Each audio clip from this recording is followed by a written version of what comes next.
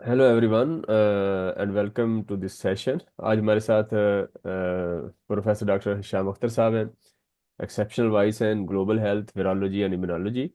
और ये पहले एक हमारा सेशन हो चुका है स्कॉलरशिप्स के हवाले से, आपने कैसे अचीव करना है वो आप दो एपिसोड हैं उसके, वो आप उसको देखें। और उसमें स्कॉलरशिप और पूरी डिटेल हमने बताई है कि किस तरीके से वो ख़ास तौर पे फार्मासिस्ट जो है वो कैसे एक्वायर कर सकते हैं।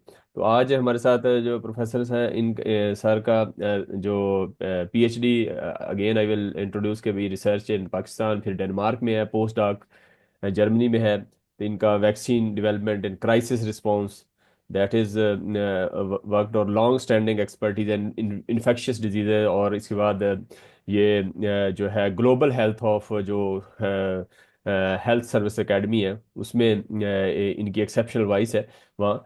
तो sir, thank you very much for joining again for this, it's our second session, but it's the episode is, you can say, third one. So thank you for this. और मैं, हमारा चूंकि ये सेशन ग्लोबल हेल्थ सिक्योरिटी और pharmacy leadership के ऊपर है, तो पहला मेरा क्वेश्चन ये होगा कि आप क्या देखते हैं कि जो प्रोफेशनल जर्नी है इवॉल्विंग है from virology research to global health advocacy at the CDC, इसमें आप क्या कहते हैं? Thank you so much doctor साहब फॉर इनवाइटिंग। और वेरी वेरी नाइस क्वेश्चन के कैसे वायरोलॉजी के साथ और कैसे इन सब चीज़ों के साथ आप आते हैं ग्लोबल हेल्थ की तरफ। मेरा ख्याल है कि आज से कुछ 4-5 साल पहले ये क्वेश्चन था ही नहीं और रेलिवेंट भी नहीं था। और फिर कोविड ने इसका जवाब खुद दिया। कोविड जब आया तो कोविड ने खुद ही बताया दुनिया को कि वायरस क्या होता है, वायरस कैसे फैलता है, वायरस से कैसे बचा जाता है, और वायरस क्या कर सकता है। और फिर ये ग्लोबल इशू बनता गया। और फिर ये ग्लोबल हेल्थ के ऊपर आ गया। फिर ये ग्लोबल हेल्थ सिक्योरिटी के ऊपर आ गया। तो ये मेरा ख्याल है कि एक कोविड ने ही बता दिया कि बैक्टीरिया और वायरस के अंदर बहुत बड़ा फर्क है। तो इसीलिए वैक्सीन्स वैक्सीन्स डेवलपमेंट जो है ना, वो भी एक बहुत ही इंटरेस्टिंग सब्जेक्ट है कि किस बैक्टीरिया के अगेंस्ट वैक्सीन है और किस वायरस के अगेंस्ट है और किस वायरस के अगेंस्ट नहीं है। तो वायरस जो है ना, वायरस का जो एक जीनोम है, वो डीएनए है या आरएनए है, उसकी कितनी म्यूटेशंस हैं, वो कितना म्यूटेट हो सकता है, उसकी वैक्सीन कितनी जल्दी बनेगी या कितनी देर से बनेगी, या कितनी सेफ है या कितनी सिक्योर है, इन सब चीज़ों को एक लेंस के साथ देखने को ग्लोबल हेल्थ बोलते हैं। ठीक है। तो ग्लोबल हेल्थ के अंदर ये सब चीजें आ जाती हैं कि वो जो मैंने अभी आपको पहले बताया था ना कि प्रिवेंट कैसे करना है और रिस्पॉन्ड कैसे करना है, तो ये डिटेक्ट कैसे करना है, ये सब चीजें ग्लोबल हेल्थ में आती हैं। और फिर इसमें जब एक ये पूरा पेंडेमिक आया, तो इस पेंडेमिक में मेरा ख्याल है कि मुझे भी घर से उठा के लेके जाया गया था कि यार वायरोलॉजिस्ट की जरूरत है, आप आएं और वहां पे आके हमारे साथ इस टाइम पे काम करें। और आप यकीन करें कि हम फ्रंट लाइन पे काम करते रहे। और being a biologist, being a scientist, being a researcher, और इन लैब्स में से हम गुजरे हुए हैं और इन वायरस को हम रोज अपने हाथों में देख रहे होते हैं। तो जब इनसे हम गुजरते हैं और वो जो हम बायो सिक्योरिटी लेवल और बायो सेफ्टी लेवल्स के साथ गुजरते हैं, हमारे वो एक्सपीरियंसेस काम आए, और वो उन एक्सपीरियंसेस की वजह से हमने अपनी टीम को भी बचा के रखा कि ऐसे ऐसे इनसे बचना है, ऐसे आपने हैंड सैनिटाइज करने हैं, और ऐसे आपने अपने क्लोथिंग का ख्याल करना है, अपनी जो जितने भी आपकी पीपीईज हैं उनको देखना है। और ये सब चीज़ें, ये ट्रेनिंग्स हमने फिर हॉस्पिटल्स में भी दी, ये ट्रेनिंग हमने फिर डायग्नोस्टिक सेंटर्स में भी दी। तो इसलिए एक वायरोलॉजी की फील्ड से, इम्यूनोलॉजी की फील्ड से ग्लोबल हेल्थ तक का सफर जो है वो शायद मेरा सपोर्टेड बाय कोविड 19 था। Interesting, sir. And definitely, it's regrettable COVID-19, but that's good. Can you define के emerging role जो pharmacists के हैं within the field of global health security के हवाले से? नहीं, ये तो बहुत बहुत बहुत इंपॉर्टेंट रोल है कि देखिए मेरी बात सुने। ये ऐसे ही है जैसे एक फुटबॉल टीम है, और फुटबॉल टीम के अंदर एक गोलकीपर है और डिफेंडर है और फिर मिड में खेलने वाले हैं और फिर आपके स्ट्राइकर्स हैं और सब कुछ है। तो जब आपकी ग्लोबल हेल्थ सिक्योरिटी की टीम बनती है ना, तो उस टीम के अंदर आपके पास डॉक्टर्स भी चाहिए, आपको एपिडेमियोलॉजिस्ट भी चाहिए, आपको फार्मासिस्ट भी चाहिए, आपको नर्सिस भी चाहिए, आपको लैब टेक्नीशियन भी चाहिए, आपको इवन के आपके पैरामेडिक्स भी चाहिए। तो वो सब चीज़ें इस पे डिपेंड करती हैं। जैसे अब आप टीम बनाते हो, लेट्स सपोज आप पेंडेमिक प्रिपेयर्डनेस कर रहे हो या आप क्लाइमेट के ऊपर काम कर रहे हो, तो कोई डिजास्टर आता है या कोई नेशनल डिजास्टर आता है, तो वहाँ पे एम्बुलेंस कैसे जाएगी, एम्बुलेंस कैसे निकलेगी। मेरा ख्याल है कि एम्बुलेंस का ड्राइवर और एक आम ड्राइवर में बड़ा फर्क होता है। एम्बुलेंस वाला जो है ना, वो बस इधर उधर देखे बगैर बस लाइट जलाता है और घुस जाता है। ठीक है, तो उसकी वो ट्रेनिंग हुई होती है, उसके दिमाग में वो पता है कि मेरी ये ट्रेनिंग है, मैंने जाने जाना है, अब लोगों ने खुद हटना है। तो इसलिए वो तैयारी करनी पड़ती है। और जहाँ तक बात आती है फार्मासिस्ट की, तो जब आप कहीं पे भी किसी भी डिजास्टर में आते हैं या किसी भी क्राइसिस में आते हैं या किसी भी पेंडेमिक में आते हैं या किसी एपिडेमिक में आते हैं या एंडेमिक में आते हैं, कहीं पे भी आते हैं, आपको ड्रग्स चाहिए होती हैं, आपको मेडिकल इक्विपमेंट चाहिए होते हैं, आपको सप्लाई चेन चाहिए होती है, आपको स्टोरेज फैसिलिटी चाहिए होती है, आपको नॉलेज चाहिए होता है, आपको ड्रग ड्रग इंटरेक्शन के बारे में पता होना चाहिए, आपको पता होना चाहिए कि इसको कैसे, किस रूट से लगाया जाएगा, आपको पता होना चाहिए कि एलर्जिक रिएक्शंस होंगे तो उसको कैसे देखा जाएगा, आपको पता होना चाहिए कि अगर ये चीज ड्रग खत्म हो गई या ना मिली, कोई आपके पास शॉर्टेज आ जाती है, तो इसका अल्टरनेट क्या होगा। तो ये सब चीज़ें देखिए, आप एक्सपर्ट के बगैर नहीं चल सकते। जब आप गाड़ी का काम कराते हो तो गाड़ी का उस मैकेनिक के पास जाते हो तो वो कहता है नहीं ये इलेक्ट्रिशियन का काम है जी, इलेक्ट्रिशियन आ जाएं। तो मैकेनिक से आप इलेक्ट्रिशियन का काम नहीं कराते, तो ड्रग्स वाला काम आप डॉक्टर से कैसे करा सकते हो। ये थॉट प्रोवोकिंग है कि भाई आप relevant expert need hmm. These kind of services. और इसमें sir, why is the integration of pharmacy crucial in achieving the goals of one health? It's not about one health, it's about global health. Hmm. और global health के अंदर ही one health है, और इसके साथ फिर इसके अंदर हर चीज इन्वॉल्व है।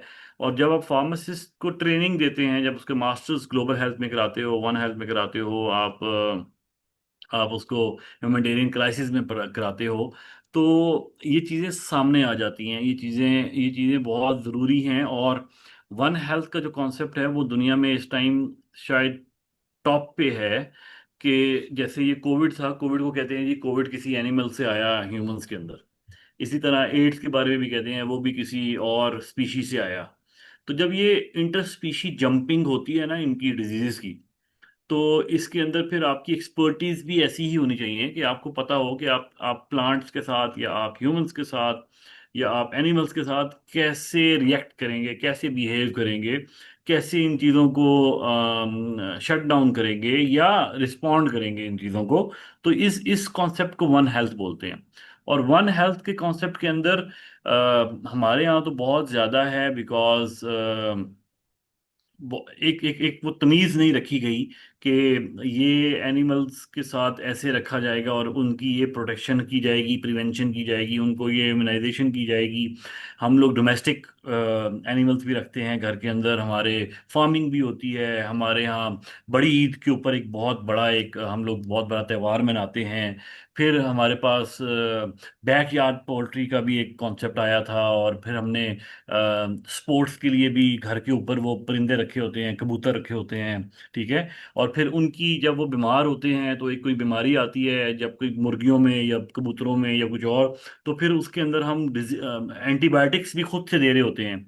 और मेरे पास बहुत सारे लोग ऐसे हैं कि जिनके पास जब मैं उनसे बात करता हूँ तो वो एक पूरा कॉकटेल बताते हैं, एक पूरा कॉकटेल बताते हैं कि मैंने ये एंटीबायोटिक मिक्स की, और मिक्स करने के बाद मैंने ये जो है ना ये मैंने उस कबूतर को दे दी, और फिर वो उनमें से चार बच गए और चार मर गए, और इस तरह हो गया। वो जो सेल्फ एक्सपेरिमेंटिंग है ना, तो फिर ये एएमआर को जनरेट करती है।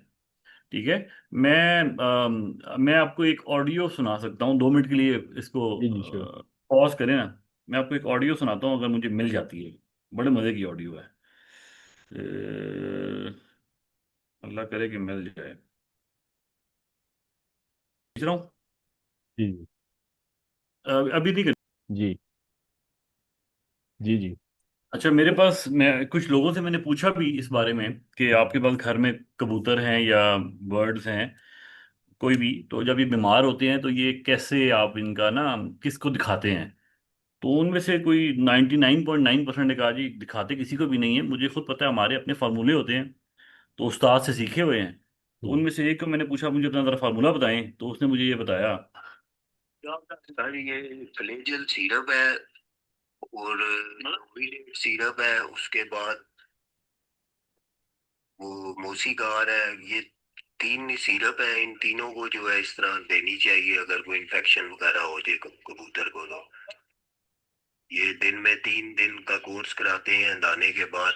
ये दाने के साथ आप पानी ये वाला रख दें तो इंशाल्लाह इस 3 दिन के अंदर ये सेट हो जाएगा इससे भी।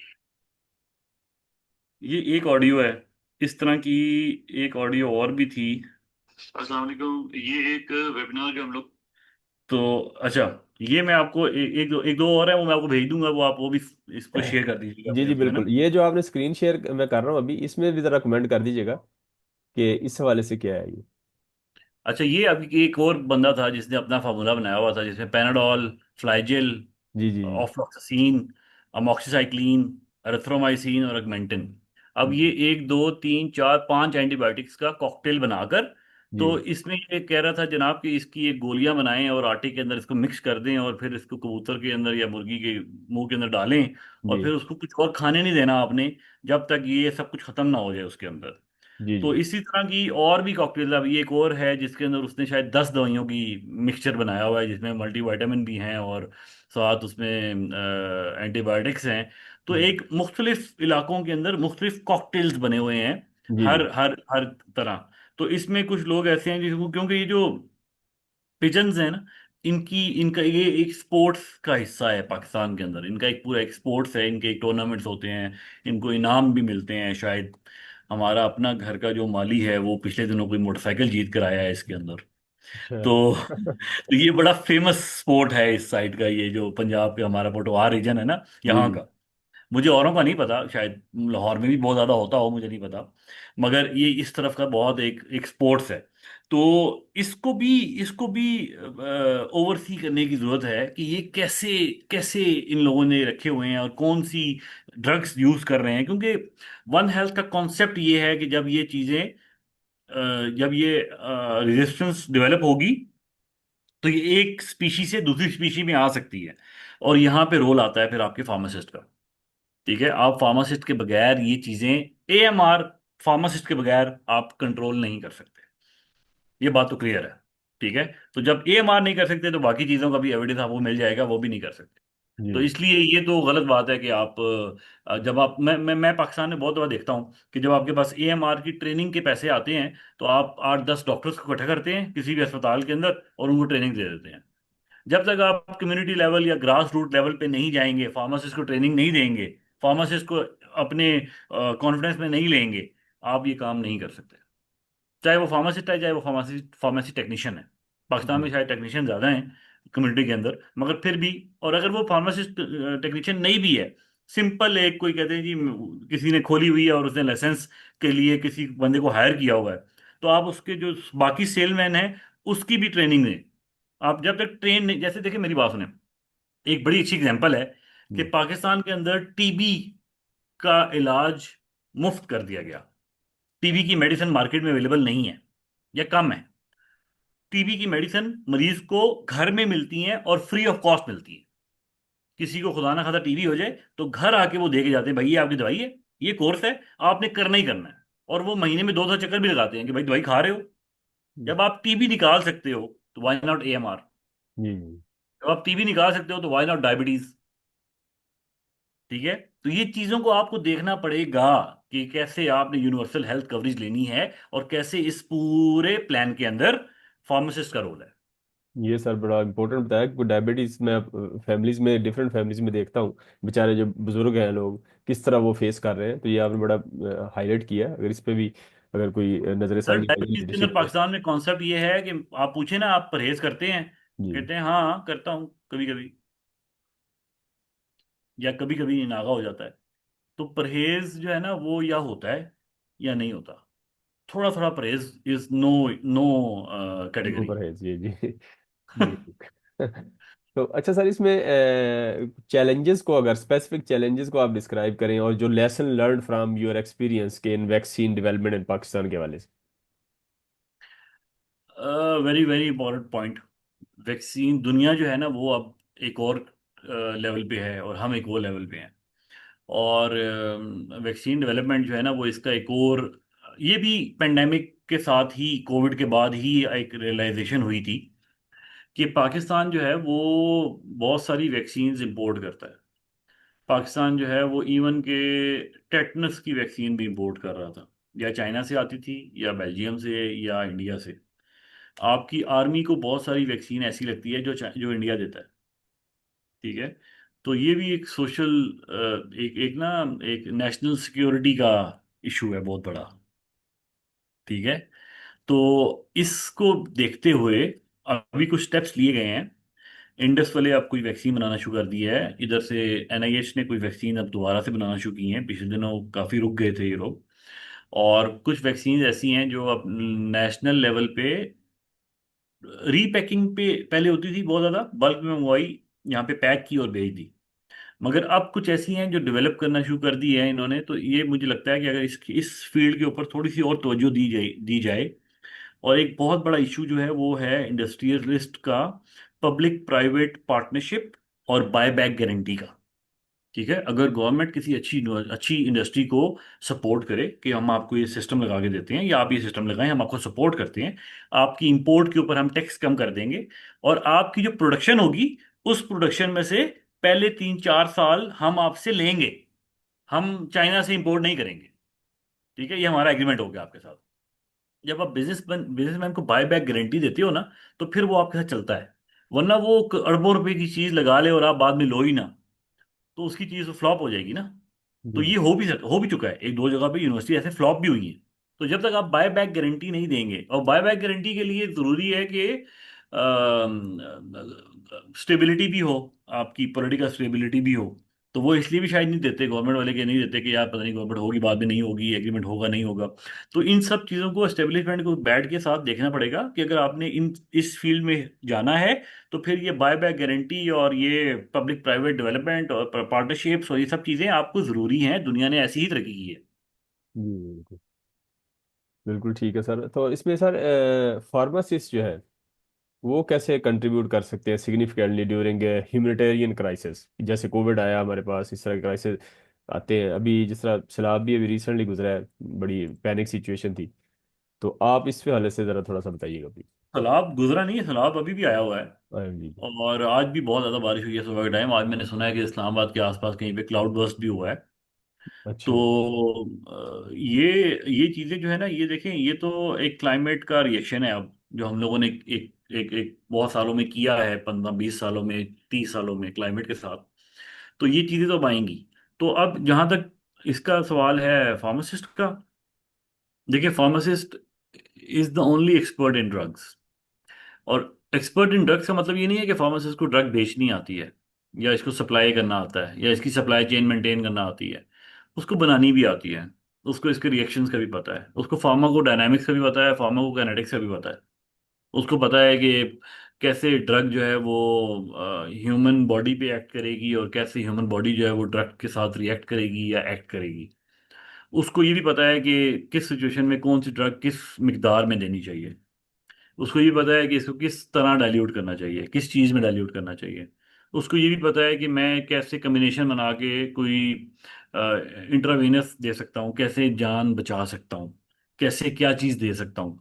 तो ये तो एक आउट ऑफ क्वेश्चन है ना कि आप फार्मासिस्ट के बगैर कहीं चल रहे हो। मगर जहाँ तक फार्मासिस्ट की ट्रेनिंग का सवाल है, तो इन सब चीज़ों के लिए एक स्पेशल ट्रेनिंग होती है जो कि करनी चाहिए, डेवलप करनी चाहिए पाकिस्तान में। और इसके साथ गुजरना चाहिए हर बंदे को। जैसे जैसे फौज के अंदर कोई बंदा जाता है, तो वो फिजिकली जितना मर्जी फिट हो, उसको वो अपने डिपार्टमेंट के अंदर लेके जाते हैं, आर्मरी में लेके जाते हैं, या तोपों वाले में ले जाते हैं, या टैंक वाले में ले जाते हैं, या हवाई जहाज वाले में ले जाते हैं, किसी भी डिपार्टमेंट में। फिर वहां पे उसकी ट्रेनिंग देते हैं। फिर वो ट्रेनिंग देने के बाद होता वो फौजी है, होता वो शायद मेजर ही है, मगर वो अपनी अपनी डोमेन का एक्सपर्ट होता है। तो इसी तरह पाकिस्तान, ये जो फार्मासिस्ट है ये भी फौजी है। जिसने आपके साथ खड़ा होना है, कहीं पे भी कोई क्राइसिस हो जाए, कुछ और हो जाए, तो why not to train him or her accordingly. जी बिल्कुल बिल्कुल। अच्छा सर, इसके अंदर आपके थॉट्स क्या हैं कि इम्प्लीमेंटिंग डिजिटल फार्मेसी पॉलिसीज इन लोअर मिडिल इनकम कंट्रीज के हवाले से। कर रहे हैं काम, दुनिया में हो रहा है काम इसके ऊपर, अब एक्सपेरिमेंटल फेज के अंदर है। मगर हमारे यहाँ भी डिजिटल जो है ना वो एक मजाक बन के रह गया हुआ है। और जैसे अभी पिछले दिनों इंडिया पाकिस्तान के थोड़े से मसला मसाइल पैदा हुए, तो मेरा ख्याल है सोशल मीडिया एक अलग ही दुनिया थी उसके अंदर। इधर से वो मीम्स बना रहे थे कि भाई आना है तो जल्दी आ जाओ, गर्मी बहुत हो रही है, गर्मी में हम वलीमा नहीं करते तो हम तुम जंग करने की सोच रहे हो। तो अब इस तरह की वो मीम्स बना के बैठे हुए थे। तो same is the case with the health also. ये लोग पता नहीं किस किस तरह की चीजें बना लेते हैं और किस किस तरह के ह्यूमर्स छोड़ देते हैं। अभी मुझे कल परसों एक बंदा कह रहा था जी कि गर्मी की शिद्दत की वजह सोलर पैनल्स है। सोलर पैनल लगे हैं तो सूरज ज्यादा गर्मी फेंक रहा है। ठीक है, खुदा की कसम मुझे वो एक बयान याद आ गया। इट वॉज नॉट अ तकरीर, इट वॉज अ बयान, जिसके अंदर वो सिंध में कोई साहब खड़े हुए थे और वो कह रहे थे कि ये काला बाग डैम बन गया तो ये पानी में से बिजली निकाल लेगा, और फिर जो सिंध को पानी मिलेगा वो बगैर बिजली वाला होगा और तुम्हारी फसलें मर जाएंगी। ठीक है। बिल्कुल बिल्कुल तो जी। अभी इसी तरह का एक और बयान जो है ना वो सोलर के ऊपर भी आ गया है। तो इसी तरह का जो बयान है वो हेल्थ के ऊपर भी आते हैं कि ये चीजें आप इस तरह खा रहे हैं, आप इस तरह खाएं, आप एक्सरसाइज ना करें, बस आप खाना रोक दें, आप ठीक हो जाएंगे। ऐसा हो सकता है यार? मगर आप अपनी डाइट को अगर बैलेंस नहीं करेंगे तो कैसे होगा? और इसी तरह जब आप हेल्थ के ऊपर बात करेंगे या किसी तरह करेंगे, हमें बहुत टाइम चाहिए डिजिटल ट्रांसफॉर्मेशन के लिए, बहुत टाइम चाहिए। हमारी ऑडियंस के पास नॉलेज नहीं है, अवेयरनेस नहीं है। They even don't know how to ask the question, and they don't even know कि how to present your current situation. मेरे पास, मैंने खुद पेशेंट देखा हुआ है जनाब, मेरे पास एक पेशेंट आया, मुझे कहता है कि मुझे बुखार है, मुझे बहुत तेज बुखार है, मुझे कोई दवाई दे। मैंने उसको मैंने उसको सिर्फ हाथ लगाया इस तरह, तो ठंडा, बहुत ही नॉर्मल टेम्परेचर था उसका। मैंने टेम्परेचर चेक किया तो उसका टेम्परेचर नॉर्मल था। मैंने उसको बोला, मैं यार टेम्परेचर तेरा नॉर्मल है, मुझे बुखार फील नहीं हो रहा। कहता नहीं नहीं, थर्मोस की तरह है, बाहर से ठंडा है अंदर से गर्म है। ठीक है। तो वो या तो बहुत अच्छा प्रेजेंट कर लेते हैं अपने सिम्टम्स को, तो या उनको बिल्कुल ही प्रेजेंट करना नहीं आता। वो एक गैस का गोला होता है जो यहाँ से चलता है और वहां से आता है, उसके ऊपर भी लोग मीम्स बना बना के पैसे कमा लेते हैं। तो सोशल मीडिया के ऊपर हेल्थ की चीज़ों को डिस्कस करना एक बहुत ही रिस्की सिचुएशन है।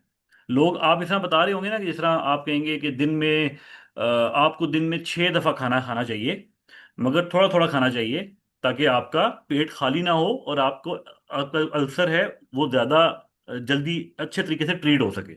अब इस पूरे पोर्शन को अगर आप काट दो और आपको दिन में खाना 6 दफ़ा खाना चाहिए और अगली बात बताओ ही ना। जी जी बिल्कुल। ठीक है। तो वो इस तरह इसको इसके ऊपर ना पॉलिसीज चाहिए, बहुत अच्छी पॉलिसीज चाहिए, कि ताकि आपका जो सोशल, एक तो ऑथेंटिक जगह से आ रहा हो। टेली हेल्थ जो है ये नहीं है कि हर घर में खुला हुआ है, जिस तरह सोशल मीडिया उन्होंने खोला हुआ है, हर जगह से हो रहा है और हर जगह से हर बंदा हर बात बता रहा है। अब जैसे कॉफ़ी है, कॉफ़ी के ऊपर मैं आपको बहुत सारे आर्टिकल्स निकाल के दे सकता हूँ कि वो कहते हैं जी coffee is good for health. और कॉफ़ी के ऊपर बहुत सारे आर्टिकल्स हैं जो कहते हैं coffee is not good for health. फिर बहुत सारे आर्टिकल्स हैं इसमें कहते हैं जी coffee is good for hepatitis. और बहुत सारे लोग हैं वो कहते हैं coffee is not good for liver. ठीक है। कम से कम चलो रिसर्च तो हुई है ना, कोई चीज तो है ना कोई चीज पिक तो कर सकते हैं ना। अब अगर आप इसी तरह की बनाना शुरू कर दें, जैसा चीनी है या सॉल्ट है, ये दोनों चीजें जिस्म के लिए अच्छी नहीं है। ठीक है। आप दुनिया में ये चीजें कम हो, जिन जो लोग हैं ना जो हेल्थ कॉन्शियस हैं और जिनके पास हेल्थ का नॉलेज है, उनके साथ साथ ये चीज़ें साथ साथ डेवलप होती हैं और साथ साथ करते हैं और फिर वो अपनी रूटीन में लेकर आते हैं और करते हैं। अब जिस तरह पिछले दिनों कोई इंडिया में भी कोई एक्टर्स थे या एक्ट्रेसेस थी जिनका हार्ट अटैक हुआ और उन्होंने कोई एंटी एजिंग चीज़ें यूज़ करना शुरू की हुई थी और शायद उनका हार्ट रेट कम था या जो भी था। अब मुझे नहीं पता कि उसमें क्या सच्चाई है क्या सच्चाई नहीं है, कितनी चीज़ें हैं कितनी नहीं है। मगर अब दुनिया जो है ना वो जनाब एक वाकये से या तो डर रही है या एक चेंज होना शुरू हो जाएगी और इसी चीज से आगे। मगर हमें पता ही नहीं है ना कि हमने करना क्या है, रिएक्ट कैसे करना है और एक्ट कैसे करना है। तो इसके लिए बहुत जरूरी है कि हमें एक पूरा एक एक एक, रा, एक पूरा रास्ता दिया जाए कि पाकिस्तानी ऑडियंस है वो इस लेवल पे खड़े हैं, इनको ऐसे ऐसे ट्रेन करना पड़ेगा, ऐसे ऐसे करना पड़ेगा, और फिर ये टेली हेल्थ की तरफ जाएंगे। अभी पाकिस्तान में टेली हेल्थ के प्रोग्राम स्टार्ट हो गए हैं। मैंने इवन के नेशनल चैनल्स के ऊपर भी एडवर्टाइजमेंट्स देखी हैं, जिसमें मेंटल हेल्थ के ऊपर भी काम हो रहा है, जिसमें डायबिटीज के ऊपर भी काम कर रहे हैं, जिसमें कार्डियोवास्कुलर डिजीज के भी काम कर रहे हैं। फ्यूचर इसी का है। इंडिया का मैंने एक मॉडल देखा था जिसके अंदर एक कहते हैं ना उसको, स्कोप ऑन हब मॉडल था। एक शहर के अंदर एक हॉस्पिटल था और उसकी बहुत सारी मुख्तलिफ जगहों पर उनके अपने सेंटर्स थे, और वहां पे वो स्क्रीन्स लगी हुई हैं और डॉक्टर एक ही जगह बैठे हुए हैं, और जी मुख्तलिफ स्क्रीन्स के अंदर उनकी ट्रीटमेंट्स चल रही हैं और सब कुछ हो रहा है। इस तरह के मॉडल्स हम कॉपी कर सकते हैं, मगर हम सोशल मीडिया पे डायरेक्ट आ जाएं और आके मुख्तलिफ लेक्चर्स देना शुरू कर दें तो ये अभी मुश्किल है। ये हमारी आवाम इतनी वो प्रिपेयर्ड नहीं है कि वो इन लेक्चर्स के ऊपर तैयारी कर सके। जी जी।